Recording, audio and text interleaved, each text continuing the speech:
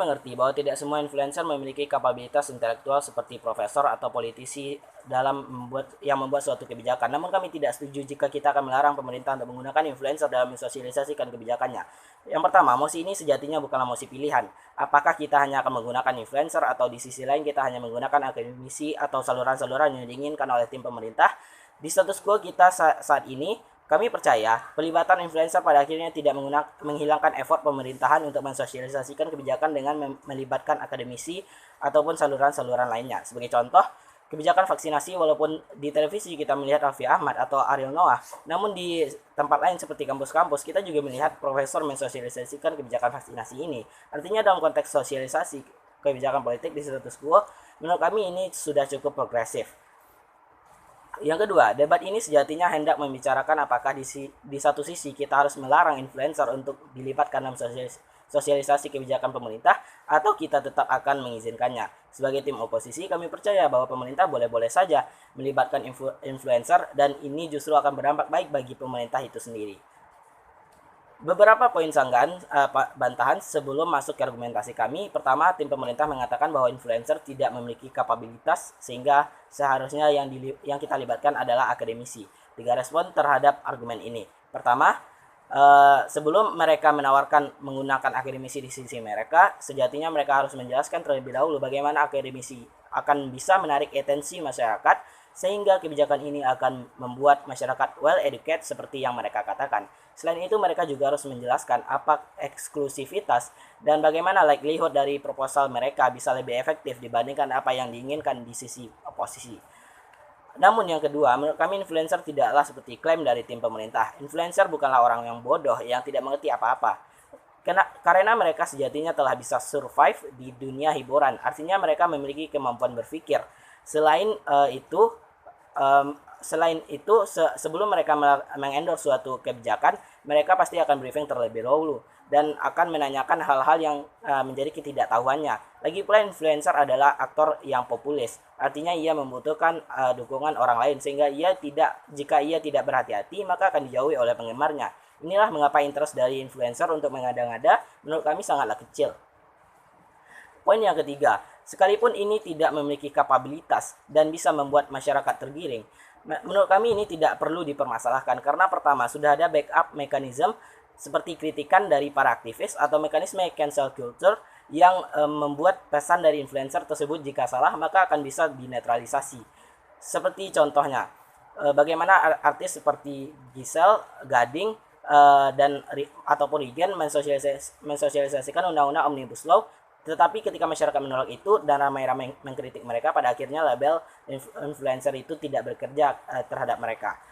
Argumentasi yang kedua yang mereka bicarakan adalah ini adalah bentuk lepas tanggung jawab dari pemerintah karena sejatinya pemerintah menjadi satu-satunya aktor yang bertanggung jawab dari proses perencanaan sampai kebijakan tersebut disosialisasikan. 2 respon terhadap argumentasi ini. Yang pertama, menurut kami ini bukanlah bentuk lepas tangan dari pemerintah karena pemerintah tetap menguasai atau menggunakan saluran negara juga pada akhirnya bersama dengan pelibatan influencer. Dan yang kedua, namun yang kedua, menurut kami argumen ini backlash dengan argumentasi yang mereka bawakan di mana mereka melibatkan akademisi yang artinya pemerintah juga akan lepas tanggung jawab akan hal ini. Sehingga kami tidak mengerti mengapa mereka mengklaim bahwa kebijakan publik haruslah total merupakan kontribusi pemerintah dan masyarakat atau aktor lain tidak boleh berpartisipasi. Dengan demikian, keseluruhan kasus dari tim pemerintah sejatinya tidak dapat berjalan. Masuk ke dalam kasus kami sebagai tim oposisi. Saya akan membuktikan 2 hal kepada Anda. Yang pertama, mengapa sebagai pemerintah melibatkan influencer dalam sosialisasi kebijakan ini dapat dijustifikasi, dan yang kedua, mengapa ini akan menciptakan dunia yang lebih baik ketika kita tidak melarang pejabat negara melibatkan influencer dalam sosialisasi kebijakannya. Masuk ke argumentasi saya yang pertama, mengapa sebagai pemerintah melibatkan influencer dalam sosialisasi kebijakan ini dapat dijustifikasi. Ada 2 alasan. Layer pertama, mari kita lihat karakterisasi pejabat pemerintah ini terlebih dahulu. Pejabat pemerintah sejatinya adalah bagian dari suprastruktur politik di mana ia memiliki kekuasaan atau wewenang untuk membuat dan menerapkan suatu kebijakan. Dan terus dari pejabat pemerintahan ini ialah untuk menarik atensi masyarakat dan membuat masyarakat tahu, paham, serta mengikuti kebijakan yang telah dibuat berdasarkan mekanisme yang telah ada. Inilah mengapa pada prinsipnya pemerintah boleh untuk menggunakan berbagai cara agar sosialisasi dari kebijakannya berjalan dan sampai pada masyarakat. Ini penting karena agenda-agenda pemerintahan dan pembangunan bisa berjalan sesuai dengan apa yang direncanakan. Namun layer yang kedua, mengapa harus influencer? Idealnya, tujuan dari sosialisasi adalah agar pesan dari pemerintah dapat tersampaikan kepada masyarakat. Mengapa dengan influencer ini dapat tercapai? Lihat karakteristik dari influencer di mana ia memiliki pengaruh besar di dalam media sosial. Kemudian orang-orang cenderung terpengaruh dan terinfluence oleh mereka. Selain itu, influencer juga dianggap sebagai role model dengan standar moral yang tinggi sehingga ia dikagumi oleh para penggemarnya. Inilah mengapa dengan melibatkan influencer maka pesan dari pejabat pemerintah akan dapat tersampaikan. Meskipun di status quo ada saluran-saluran komunikasi seperti radio, baliho, atau televisi, menurut kami ini tidaklah efektif untuk dijadikan saluran komunikasi kebijakan politik, kebijakan publik dari pejabat pemerintah. Mengapa? Yang pertama, saluran yang ada tersebut sudah mulai tidak mengikuti perkembangan zaman, dan yang kedua, karakteristik dari masyarakat cenderung hanya akan mengikuti suatu hal jika ia tertarik dan fokus pada hal tersebut. Di televisi atau radio, menurut kami tidak ada objek yang membuat mereka tertarik. Sekalipun ada, hal tersebut tidak sebesar pengaruh dari influencer. Inilah mengapa pelibatan influencer ini harus dilakukan.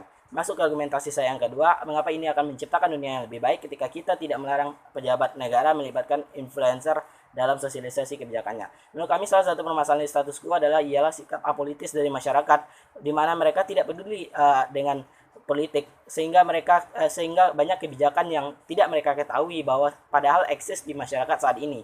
Mengapa ini akan terselesaikan di sisi kami? Ada dua alasan. Yang pertama, masyarakat akan penasaran dengan apa yang dibahas dan kebijakan apa yang sedang di-endorse oleh influencer tersebut. Dan yang kedua, saluran dari media sosial saat ini sangatlah luas dan telah terjangkau berbagai kalangan hingga pelosok negeri. Selain itu, informasi yang di-endorse ini juga dapat diakses kapanpun dan dimanapun jika tidak tergantung segmen acara seperti televisi atau radio atau baliho misalnya. Inilah yang menjadi eksklusif hanya akan ada di sisi kami, dengan kesimpulannya bahwa seluruh benefit yang ditawarkan oleh tim pemerintah lemah dan tidak dapat bekerja, sedangkan masalah yang mereka angkat sejatinya bukanlah permasalahan yang eksklusif hanya terjadi di sisi oposisi. Oleh karena itu, dukunglah oposisi.